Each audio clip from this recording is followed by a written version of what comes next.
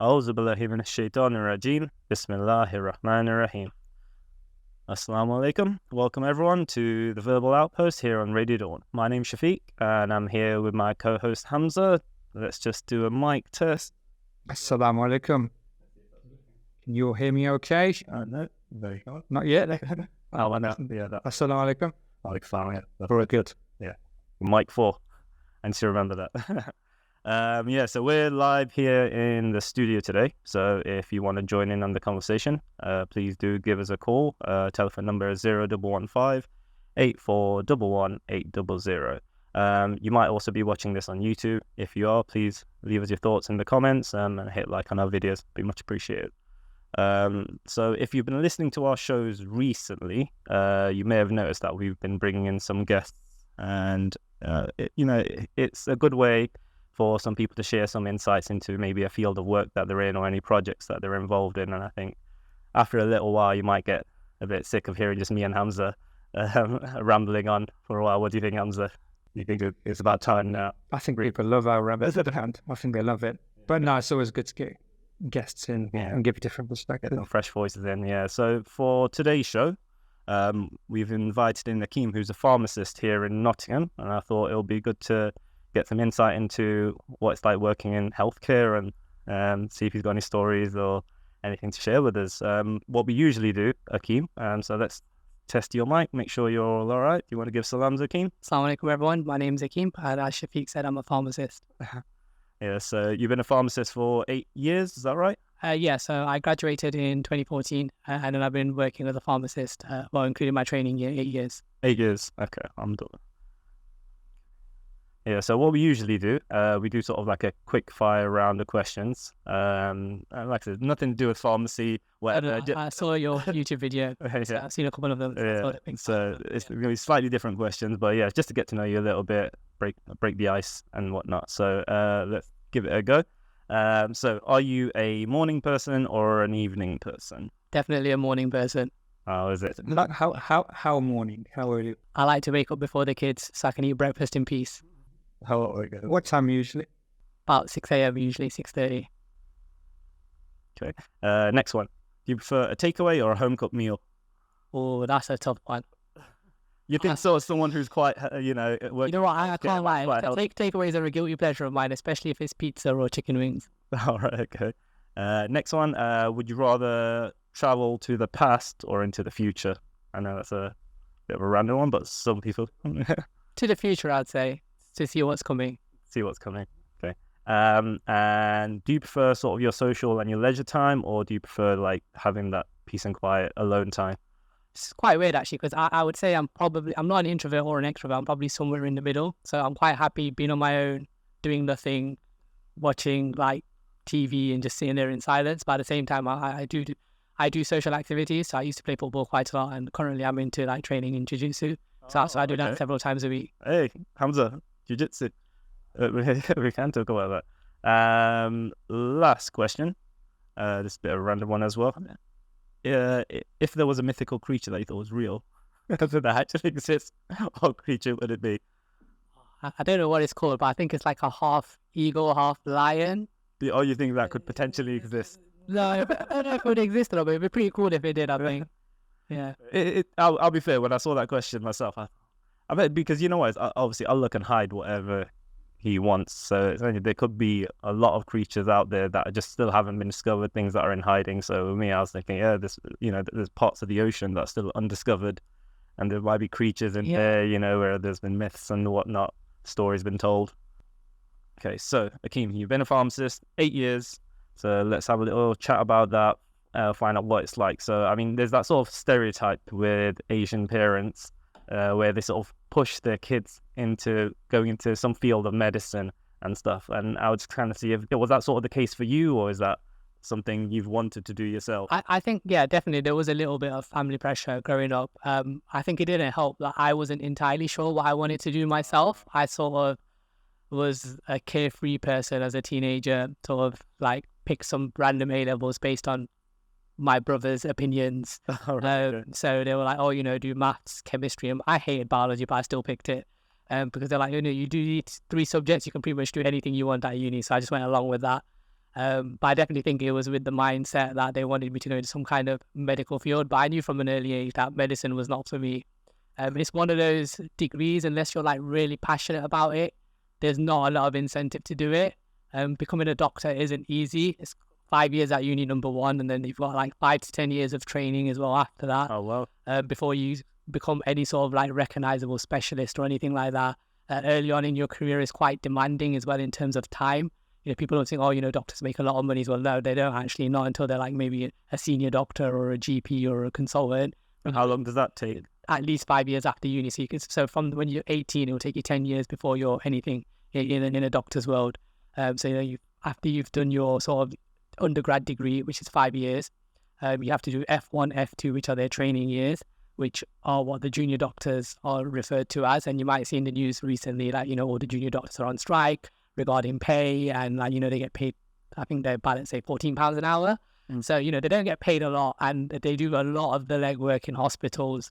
So becoming a doctor is not easy, number one. You have to be quite clever as well. You have to do a lot of additional exams before you can even apply to university. So A-levels alone are not good enough. You have to sort of do these extra exams that universities look at. So it's basically, it's like a logic test, but specifically for doctors. It's called like the UK CAT and the BMAT. So you have to look into doing these whilst you're studying for your A-levels, because you need to do them before you can apply for university. So, and they look at things like what have you done before getting to university, not just in terms of extra curriculum, but what have you done that shows an interest in medicine? So what training have you done? What work experience have you done? So it's quite demanding, even as a 17, 18-year-old, whilst you're studying for A-levels, having to do all this extra stuff just so you can apply for medicine, to then study for 5 years at uni and then train for 5 years. So unless you're passionate about it, I'll definitely say don't pursue it.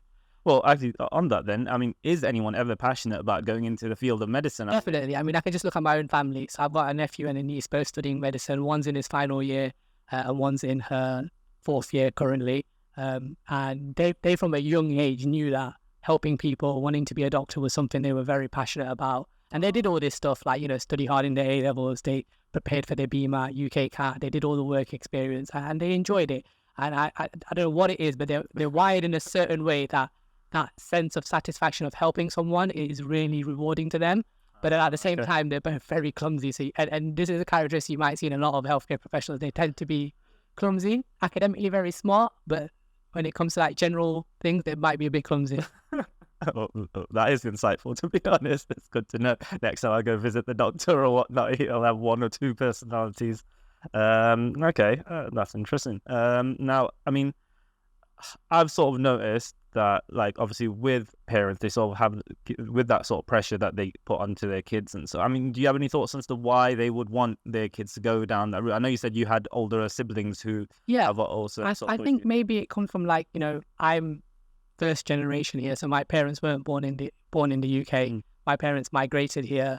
They worked very hard to establish themselves, get to where they are, and I think they wanted a better life for their children. So they didn't want their children to end up like running businesses like restaurants and things like that. And back in the day, you know, a lot of Muslim parents did run restaurants where there was probably an element of haram as well, with like selling alcohol and things like that. And a lot of them wanted to get away from that, get out of that.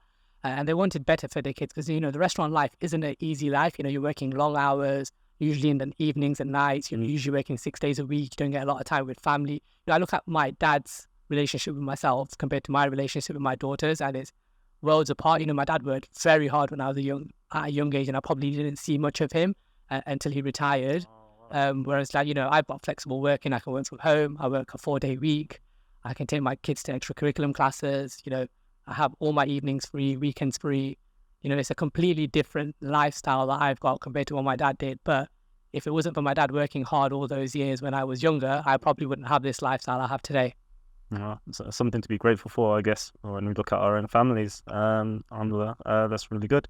I mean, as you say that, I'm also thinking of those in the healthcare profession, because obviously a lot of these strikes, and they're working long hours, working more than they were expecting. Maybe, I mean, I don't know what's changed, but I know that's partially part of the problem as to why they're on strike and stuff. So I know you mentioned your dad working hard, doing long hours and whatnot, but it sounds like you got lots of free time and you got lots of flexible work. As a pharmacist, you're in a unique situation because your role is very different to what doctors and nurses do. Okay. Even as a dentist and an optom is very unique. Like, you have fixed hours, what's expected of you, what hours you're going to work.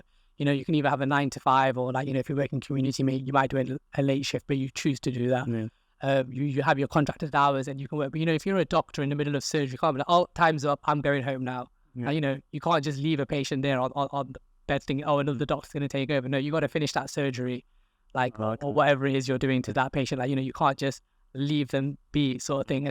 And I think that's where it gets with doctors and nurses as well, because they're usually in the operating theatres with the doctors and things like that.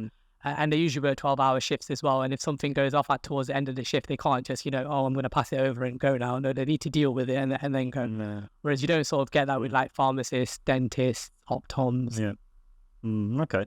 I mean, one of the reasons I sort of brought up the parents and the sort of the pressures, because I think maybe even me and Hamza, we've sort of heard it at a young age that they sort of this idea of being a doctor and maybe it's not just success. So there's something associated with going into the medical profession, and I think it's more than just having a better life, personally anyway. I don't think it's just success. I think there is a status thing attached to it. Like, our parents look at doctors and they regard them in like a very high regard. Like, you don't even have to be a doctor. You can be any medical professional and your parents will still say, oh, my son's a doctor or my daughter's a doctor. Like, I'm a pharmacist and I've got relatives that will claim I'm a doctor. I'm not a doctor by any means or by any stretch. So I think there's definitely, maybe not success, but a status attached to it from an Asian background. Something that should change with future generations. Yeah, I definitely think so. I mean, if you look at, I don't know, like I'm just looking at my family experiences with my nephews and nieces and myself, like there's a big push for Asian parents for their kids to do GCSEs and A-levels. Like you say BTEC and they look at you like, what's a BTEC? You're not doing a BTEC. Like it's some kind of lower class of qualification than a A-level or a GCSE. Well, actually, a lot of successful people, especially nowadays, can get into very good courses at university via the BTEC route. And it's a really good route to get into higher education, actually, if you're not suited to doing like exams, because a lot of BTEC courses, yes, you will have exams, maybe not as many as A-levels, but a lot of it will be coursework determined. There's also, I mean, the world's changed quite a fair bit over the past 20 years, right? Apprenticeships are much more prestigious compared to before. And then you've got university. I don't know if my mic's working or not. Is it taking anything out? It's not. No. Okay, that's fine. We'll probably grab some off Akeem's mic. So yeah, no, like Hamza mentioned, apprenticeships, very prestigious, very good. There's a lot of them out there now as well, and it's another way to upskill yourself if you're not a studious person in terms of textbook studying. Like you prefer to learn practical skills and actually go out there and do something, and you can earn a bit of money, not a lot of money doing apprenticeships, but you earn a bit of money as well whilst doing that, and you don't come out with sort of like 30-40 grand debt like you would if you go to university. Yeah, because with the whole, as you said, it's to do with maybe statuses as well, with parents wanting that. I always kind of thought, obviously, when our parents get here, if they're from backgrounds where they're not very educated, they come here and they see being a doctor is something that's well respected. It's sort of like, I feel like it's a bit of a shortcut to getting a high status within the community here now, like where you can go around and you can brag that, oh, my son's a doctor and whatnot, and it automatically puts you a step above maybe someone else within the community. And it's unfortunate that our parents feel like they have to brag. Obviously, I hope it's, oh, they're just proud of us, but I always kind of thought it was a bit of that. And something I think I've sort of disliked is that there was that, the sort of pressure. Not everyone's going to be that successful. They won't do so well at school or be able to get into it. Yeah, and I think the important message here is this: it's not the be all and end all. If you do not do well in your GCSEs and A levels, there are other things out there. Like, I didn't do particularly well in my GCSEs and A levels, but I still ended up as a pharmacist. Okay. So there's other ways to get into higher education. So don't beat yourself up about something. If it takes you 10 years to do something or it takes you 5 years to do something, the end goal is still the same. Okay. I mean, if you weren't a pharmacist, I know you said you weren't really sure what you wanted to do. Like, if you weren't a pharmacist, could you now reflecting back on your life, you think, actually, you know what, I would have preferred to go into this? It's funny, actually, because I didn't do pharmacy straight away. So I did 1 year of undergrad chemistry at Nottingham Trent University as well, because I wanted to be a teacher. But now looking back at it, I don't think I would have been able to teach secondary school kids. Like, kids these days are just very demanding and very, I don't know, I think it's different even when I was in school, and it's not that long ago. I was in school probably about 15 years ago. I was in secondary school, and I feel like it's changed completely now. But no, it's good because I have managed to get into education. So I teach at university level. So I teach at undergrad as well. So I do a split role as a pharmacist. Okay. What's that like teaching undergrads? Does it feel like an extension of almost secondary school? Did you teach any postgrad? I don't teach postgrad. I teach undergrads mainly, but I don't teach in the sense that I'm teaching like pharmacology or biology or anything like that. I do a lot of real life like work scenarios with students. So it's a lot of simulated learning, and it's basically testing students' knowledge on how they might, interact with patients. So we have simulated patients as well, how they might deal with difficult situations, how they might respond to patient questions, a lot of OSCEs. So I do write content on like how like real life work scenarios. So we do a lot of case studies. So it's a lot of real life application that I'm teaching rather than like a subject. Okay. We do have I'm conscious we need to break for Adhan, the horror Adhan. So it's been quite interesting to hear. So I mean, after the break, I do want to check because I don't know if you quite answered it. I know you mentioned teaching, but like, was there anything else like you actually wanted to do, like you thought? No, I think it would have been teaching. Yeah, I mean, now thinking back on it, I don't think I would have been able to do it. But when at that age, definitely teaching was something I was interested in, and I think that's why I've ended up doing this split role. Okay, cool. Yeah, we're just gonna cut to a quick break, and she'll be right back.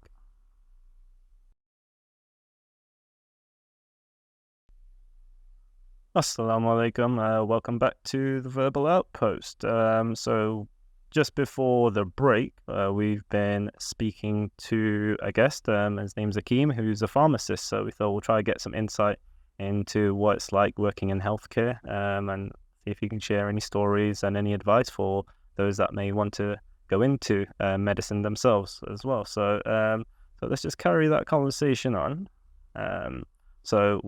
One of my other questions I had is that as a pharmacist, and I think me and Hamza had a sort of conversation about it as well, is that what's your sort of views on, because you probably get this, what's your views on people that go sort of the route of herbal remedies, and they come in, oh no, I don't need this medicine, I'm taking this, and what? I think you need to have a closer look at what it is exactly you're taking and what you're taking it for.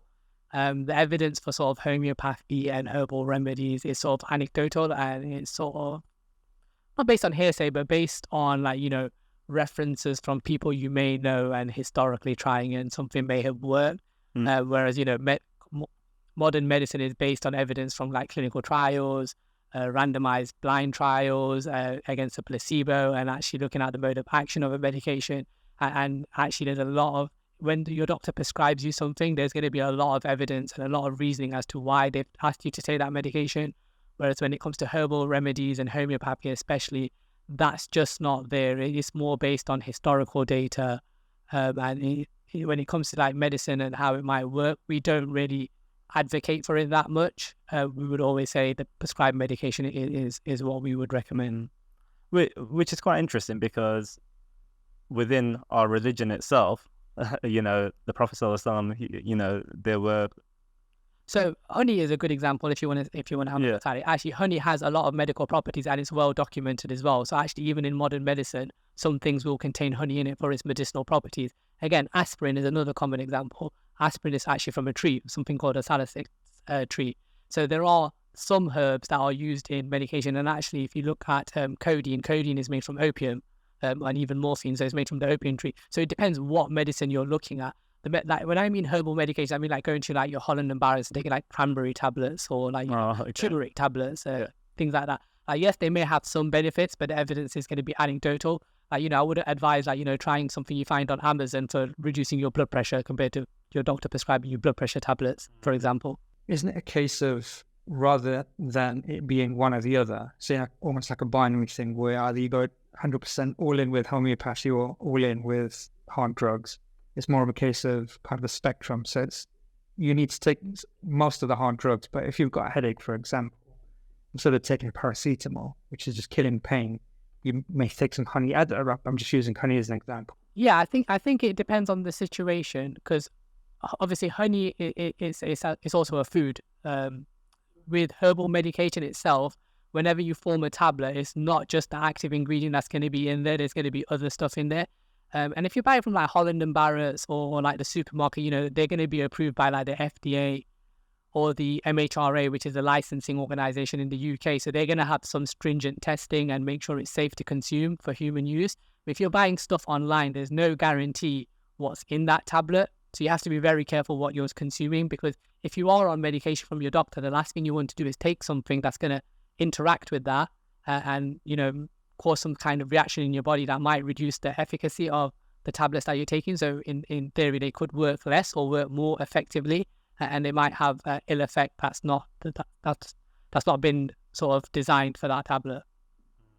Yeah, because I was thinking about, obviously, like black seed is something that, you know, a lot of Muslims would recommend you take if you're feeling unwell, just because there's hadith about it and whatnot. Now, as someone in the medical profession who's a doctor or who's a pharmacist, for example, someone saying, "Oh no, it's all right, I'm taking black seed for this," that's how is that quite conflicting? No, because like I said, it depends what it is you're taking it for. Like, you know, if you're taking black seed, you know, as a general pick me up, maybe, or like, you know, you've got a bit of a sore throat or a headache, and, you know, I'm not sure what the hadith is, so I'm not very clear on that. But, like, you know, there's a specific reason you're taking it, and it's helping for that, then fine.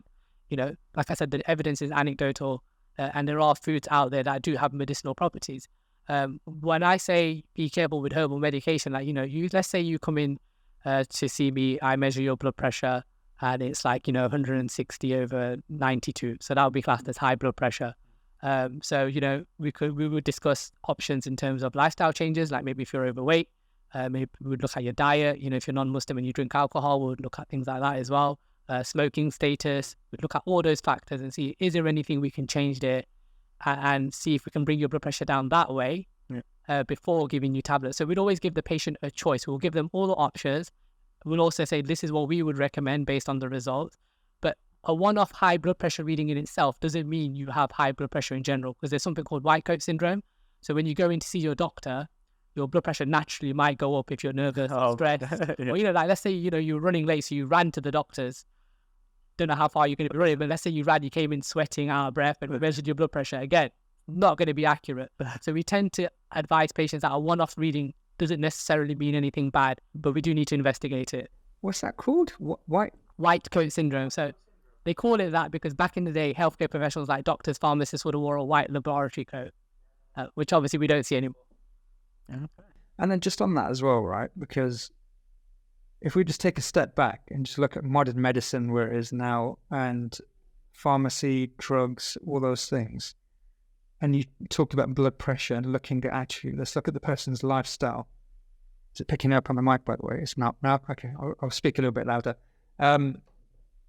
So in terms of, for example, the Prophet ﷺ talked about us eating a third, so the stomach, a third, water, or liquid, a third, and then empty space as a third. And so, you know, keeping in good shape is something from the Sunnah of the Prophet ﷺ. So there is that element, the holistic element. Yeah. The drugs part of it is one part, but just keeping fit, healthy. So, like I said, it depends. Like, you know, a one-off reading in itself doesn't mean anything, but it also depends what that one-off reading is. So like a 160 over like a 92, which I mentioned previously, you know, that is classed as maybe stage 1 hypertension, we'd call it. So, you know, we could look at diet and things like that, and weight, and look at the person holistically, as you said. But, you know, if you came in to see me and your blood pressure was over 200, let's say, I'd be sending you straight to A&E. Like, I wouldn't even be considering tablets. I wouldn't even be looking at your lifestyle. I'd be like, no, you're at a high risk of having some kind of cardiac arrest or a blood clot. You need to go to A&E right now. Are most cases trying to remedy the situation because it's gotten out of control, or is it prevention? You know, the whole saying of an ounce of prevention is better than a... Blood pressure is a really good one, actually, because it's actually very highly undiagnosed. So a lot of people are walking around on the street probably with high blood pressure, and you don't know it because it's asymptomatic, which means, you know, you might not show any signs of high blood pressure. Some of the common signs can be attributed to anything, because one of the signs is having a headache or feeling dizzy. You know, those are very common symptoms for lots of different things, not necessarily associated just with blood pressure. You know, lots of people suffer with headaches and migraines in general. Lots of people, you know, if the weather's hot and they're dehydrated, can feel dizzy and lightheaded. You know, if you're underweight, not eating properly, you can feel dizzy, lightheaded. So it's being able to recognize when you should actually check your blood pressure. I'd say if you can, everyone should invest in a blood pressure machine. You don't need to check it every day. It's not something you need to do into your daily routine, but keeping an eye on it, I think, is definitely important, because like I said, it is a very highly undiagnosed condition that can be very easily treated without medication Okay. if caught early. Yeah, I think I remember my parents got one. I think during COVID, it was a lot of people purchased them. It's the one you put on your finger, right? That's a pulse oximeter. Oh, okay. So that looks at oxygen in your blood, and okay. it will also measure your pulse. However, if you suffer from something called AF, which is atrial fibrillation, it's not an accurate measure of your pulse. Oh, right, okay. So yeah, whilst it will tell the average person what their pulse is, it's not always a reliable way of measuring pulse. Oh, okay. So do you get much resistance from people within our community when it comes to sort of medication and stuff? Like, do they just think, oh no, it's all right? They sort of fob it off, like, you know, even though a doctor or a pharmacist, someone in the field is telling them, look, you need to be taking this, or you need to... I think it depends. It varies from person to person. I think it definitely depends on what sort of, maybe like what prior ideas they have, or like, you know, what they think of medicine in general. You know, I've had a patient that's gone into hospital with chest pain and refused to have the testing needed to see whether he had a cardiac event or not, and self-discharged. So the hospital had to sort of guess what medication he might need, and then he's been discharged back to our care. And I rang him up and I've spoken to him, and like, you know, this patient was almost in denial about what happened. He goes, oh no, it's just a bit of heartburn. I was like, does it sound like heartburn? And from what the hospital... Someone in the Asian community? Yeah, so this was an Asian patient. And speaking to him, I was like, you do know, like, you know, what the hospital have given? He's like, yeah, I'm not going to take them. Like, it was just heartburn. It was just a one-off thing. But, you know, speaking to him and what symptoms he had, it probably wasn't heartburn. Where do you think that denial came from? Is it mistrust? I think there is, because the NHS, unfortunately, is designed in a way to deter patients from seeking help unless you're really unwell or like critically ill, because you have to jump through so many loopholes to get like certain tests, or like even just getting a doctor's appointment can be difficult sometimes, you know, like ringing 8 o'clock in the morning, you're 20th in the queue, and you know, you're really unwell. And it is a sad state how it is, but unfortunately that's the situation. And I think, you know, coming from a healthcare professional background, you know, I know the system. I sort of know how to speak to receptionists, doctors, to get appointments. I sort of know the trigger words, like, oh, actually, no, this person needs a face-to-face appointment. Whereas if you're a lay person, you might not know. You might not be explaining your symptoms as clearly as the receptionist might need to escalate it. You might be quite unwell and be like, oh, I've just got a bit of a temperature, a bit of a headache. And they'll be like, oh, well, have you tried this, this, and this? And you might be like, no, I haven't. And then they'll be like, oh, just go to your pharmacy. You know, like the whole point of a reception is to make sure only those that really need to see a doctor see the doctor, because the demand is so high to see a doctor. And pharmacists are now playing an increased role, because they've got this whole triage. Yeah, this is the spectrum, and you can now. Yeah, so there is, in a sense, because they are trying to upskill pharmacy and trying to put more services in community pharmacy. The only problem with that is a lot of these services, something when you go see the GP, that, you know, if you're entitled to free prescriptions, you might get for free. Also, seeing a GP is free. You know, seeing a pharmacist might not be free. If you need to buy something to treat your ailment or illness, it's probably not going to be free. So, you know, if you're from a deprived community or live in a deprived area, you know, you're on benefits, and it's like, okay, do I buy medicine or do I buy food for my children? It's a really tough decision. And actually, even the prescription charge itself. So we're in a weird situation in England where we still have a prescription charge, but the rest of the UK doesn't. So in Scotland, Wales, and Northern Ireland, there is no such thing as a prescription charge. People get their prescriptions for free, regardless of age, regardless of pay. They don't look at anything. Everybody is entitled to an NHS prescription for free. But in England, we still instate the prescription charge, and I think it's like £9.65 right now, and that's per item. So if you have more than one item on your prescription, you're going to be paying for each item. So, you know, it is a big financial cost, like I said, on people that might be on low-income backgrounds or on benefits. Or, you know, why is that? Asylum. Do you know, like... sanctioned by the government and NHS England and Department of Health, so that's probably a question for them and your politician. A lot of people within pharmacy are advocating for it to be free in the UK as well, in England, as it is free in the rest of the UK. It'd be interesting to know as to why it's still free everywhere else, but here the... So I think even though the NHS as a whole within the UK, I think each country has its own, like NHS England, NHS Scotland, and the politicians determine from the Department of Health what the charge will be and sort of the rules and regulations around it.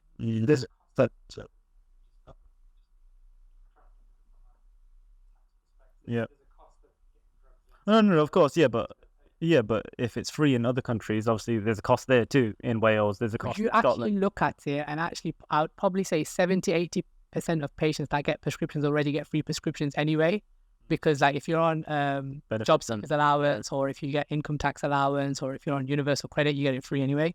If you're over the age of 60, you get it free. If you're a child under the age of 18, under the age of 16, you get it free. If you're a child at 16, 17 or 18 in full-time education, you get it free. If you have a HC2 certificate, you get it free.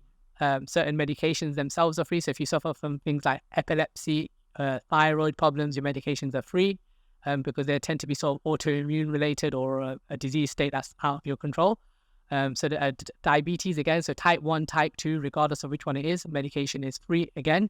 Certain medications that you might get from the hospital are going to be free as well. So actually 70-80% of meds that we currently dispense are already free, and actually probably the people that pay, there's probably about 20% of people that pay for prescriptions. So the revenue they generate from that, in the grand scheme of things, is probably not a lot, which is probably why Wales, Scotland and Northern Ireland have decided that actually in the grand scheme of things it doesn't matter too much and we'll just give everyone free prescriptions. But that's my personal opinion. Yeah. Obviously there's no factual evidence for this. No, that's fine. So obviously I asked you about sort of like you get any sort of resistance within sort of the Asian community and what. Have you come across any sort of stories where people are sort of abusing the system because they get free prescriptions? Funny you say that, actually, yeah. So we had, so this is when I worked in a village, so it was quite a rural Worked in a village. Yeah, and you know, not a lot of Asians in that community, not even a lot of coloured people in that community, it's mostly Caucasians.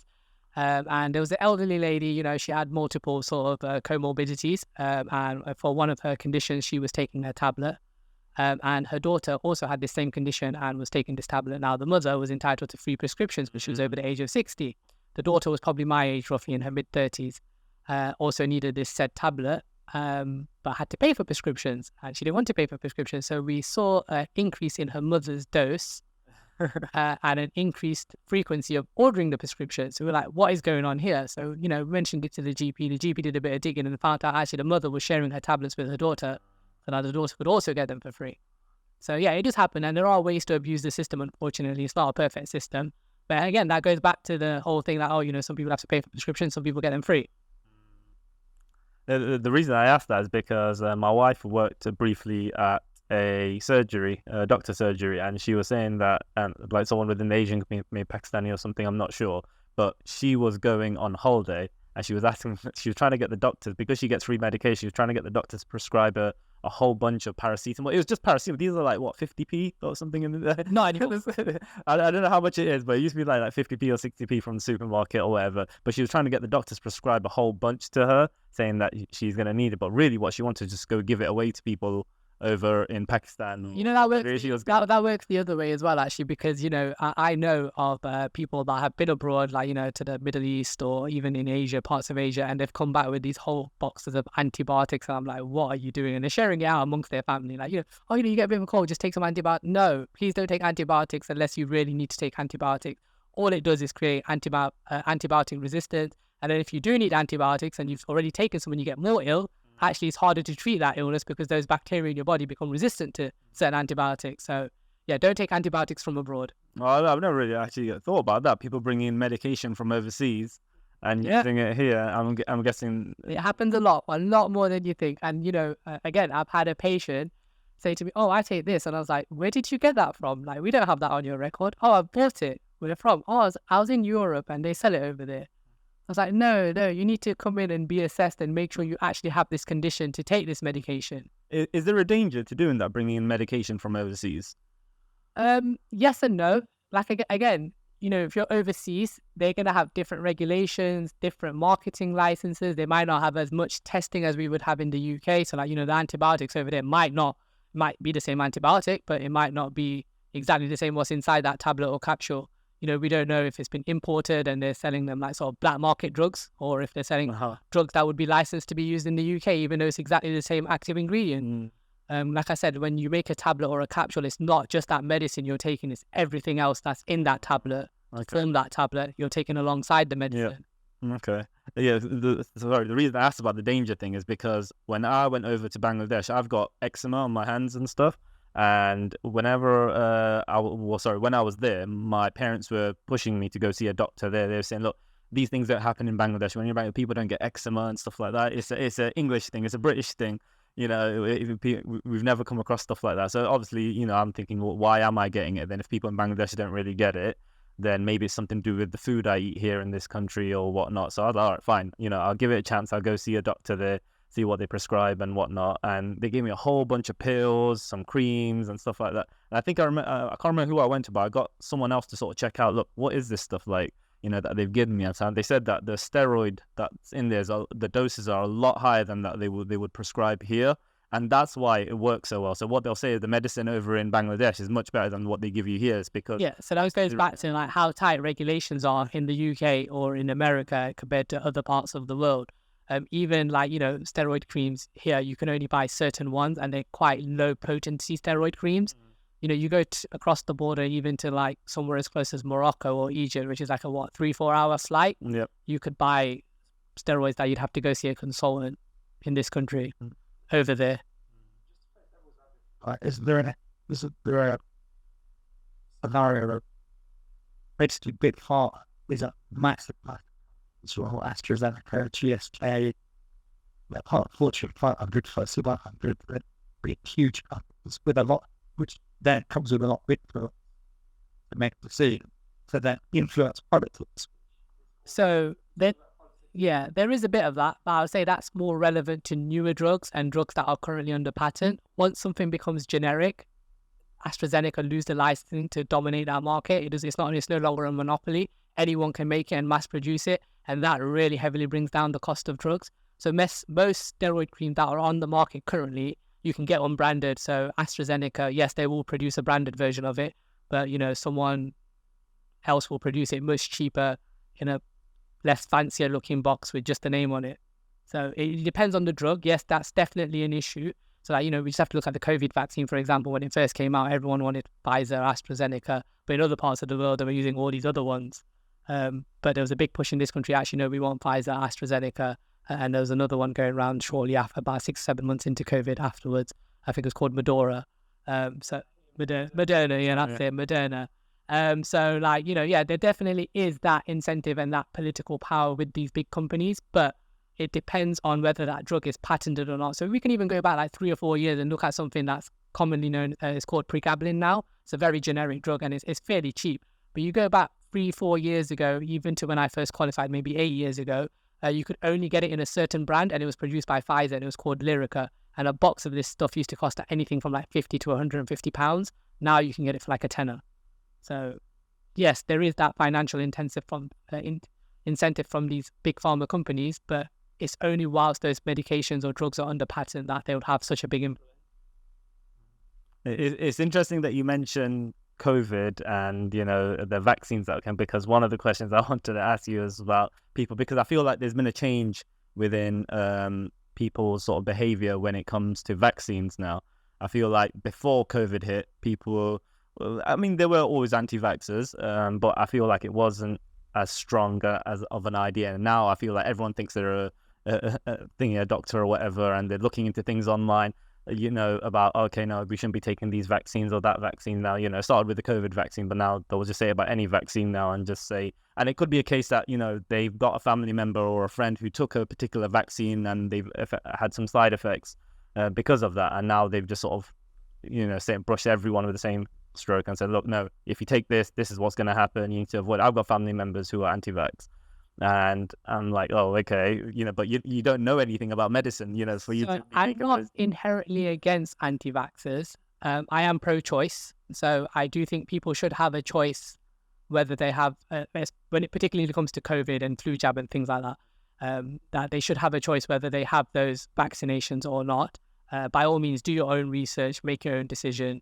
I don't advocate standing outside of these mass centers or these vaccine centers with your pickets like, oh, you're going to die if you get this vaccine, or, you know, Bill Gates is watching you. I don't agree with any of that nonsense. Microchipping you. Yeah, it's conspiracy theories. But, you know, if you don't want a vaccine because you don't see the rationale behind it or you just don't see the benefit behind it, fair enough. If you're an educated person, you've done your research and you've come to a sound decision, there's nothing wrong with someone that has capacity making an irrational decision. As a healthcare professional, all I can say is, you know the risks, you know the benefits, you've come to this conclusion, and that's your choice. Okay? So as long as people can comprehend that this is the risks of having a vaccine, this is the benefits of having a vaccine, and you understand that by not having these vaccines, you put yourself at this risk, and you can make a sound decision in your sound mind, then that's fine. That's your choice. I probably wouldn't call those people anti-vaxxers, but, you know, if you're that stereotypical conspiracy anti-vaxxer, I think you really need to take a hard look in the mirror, because not only are you not getting the vaccine yourself, you're scaremongering, and I don't think that's right. I think everyone, like I said, I am pro-choice, but I don't think you should be misinforming people and spreading conspiracies, especially if there is a lack of evidence. You know, we just have to have a look back at COVID and how many people were against the COVID vaccine. And, you know, at one point the government were trying to mandate it. Again, not for that, because then that sort of forces you to have a vaccine that you might not want. And, you know, COVID vaccine was largely untested. There weren't many clinical trials. There were some.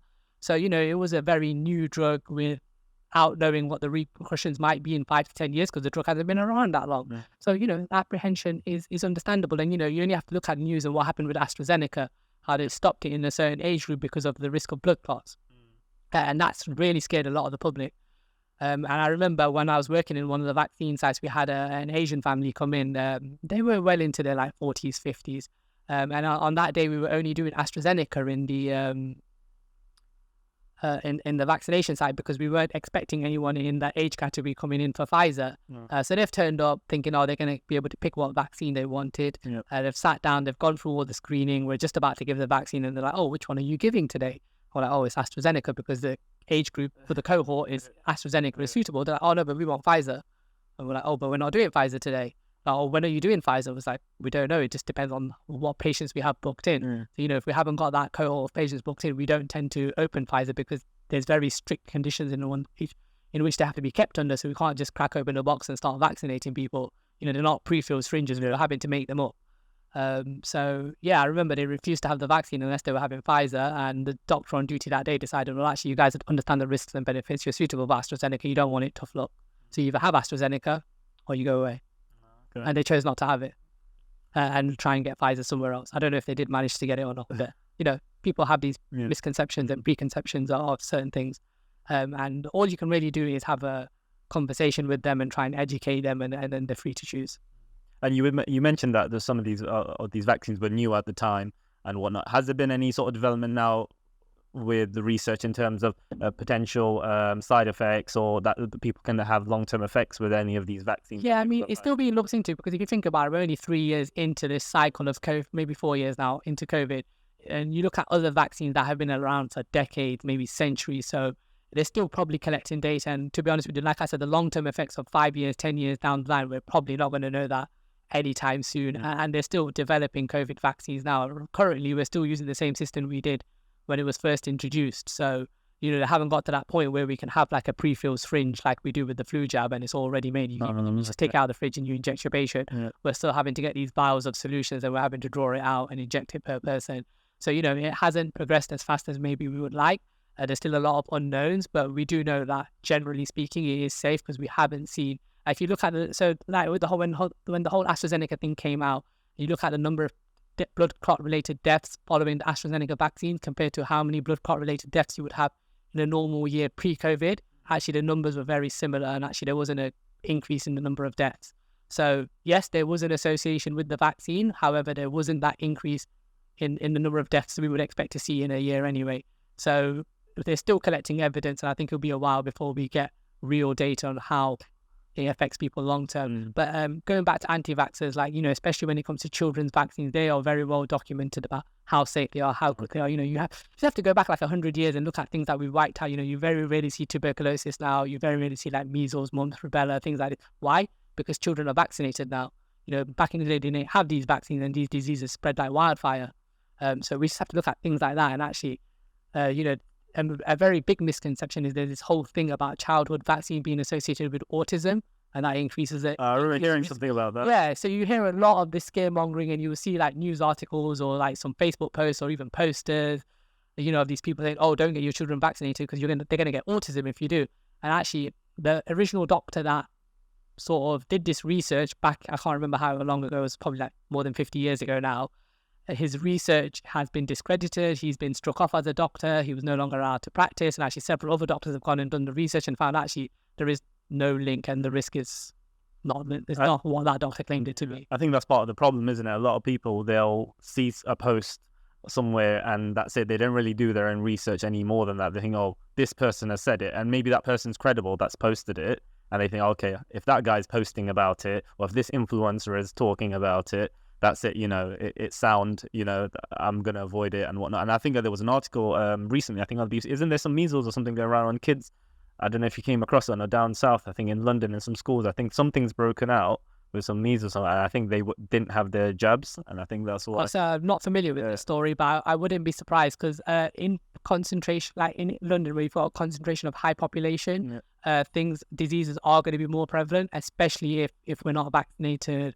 Even if you get a TB vaccine, actually TB is very prevalent in London just because of the living conditions and how concentrated the population is in that area. Okay. We've actually only got a couple more minutes left. Just before we go, I did want to ask, because we've got our population, obviously the age is getting a lot older. We've got older parents and what. Any advice you can give for youngsters who are looking after their parents, who are on a lot of medication now? Is there anything sort of advice you can give them as someone who's obviously got older parents? Yeah, I think obviously coming from a healthcare professional background, it's a bit easier for me because I sort of know what's going on with my parents. I could just look at their tablets and be able to know what's going on, sort of thing. I can have a conversation with doctor and I'll understand what the doctor's on about. But I definitely think as a child or a son or daughter of an elderly patient, go to their appointments with them, speak to their pharmacist, understand exactly what's going on, find out what the medicines actually do so you know what they're taking them for. Because, a lot of our parents just take tablets because the doctor has told them to take tablets. They don't even know what it's for. So you go and have those conversations, understand, okay, what is this tablet for? What does it do? What are the risks? What do I need to look out for? Because there are some tablets, what we call sick day rules. Like, so when you're unwell, you stop taking them. And a lot of people don't know about that, just because the body does not have the capability to metabolize those tablets when you're unwell. So yeah, go speak to healthcare professionals, speak to your doctors, try and go to their appointments with them and really understand. And if you've got questions, ask. There's no such thing as a stupid question. Ask the doctor, ask the pharmacist, ask the nurse. Make sure, if you're going to forget or have trouble remembering, write it down. Ask for information in paper form. There's nothing wrong with that. Have it right. And try have maybe like one person in the family that's responsible for that, but have everyone on a sort of level where they have a basic knowledge of it. Yeah. Okay. I think it's been quite an interesting conversation. I think definitely I've learned a lot myself. So fortunately we're coming to the end of the show. So Jazakallah khair, Hakeem, for coming in, having a chat with us. Thank you very much. Inshallah, the show should be playing back next week or possibly week after. We're going to have a couple of weeks break. So until next time, Jazakallah khair for listening. Assalamu alaikum wa rahmatullahi wa barakatuh.